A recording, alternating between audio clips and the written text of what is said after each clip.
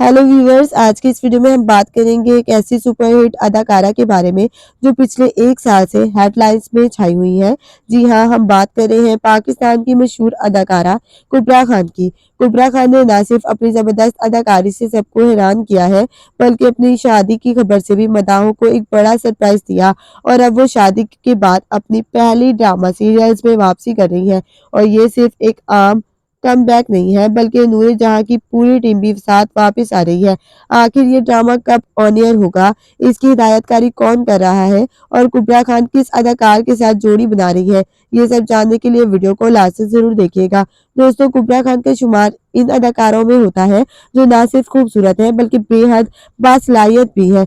नूर जहां में इनकी परफॉर्मेंस ने सबको हैरान कर दिया था और इनका ये ड्रामा सीरियल बहुत बड़ा हिट हुआ था। मदाहों ने इन्हें इस किरदार में बेहद पसंद किया और अब एक बार फिर वो टीवी पर वापसी कर रही है, वो भी नूर जहां की टीम के साथ।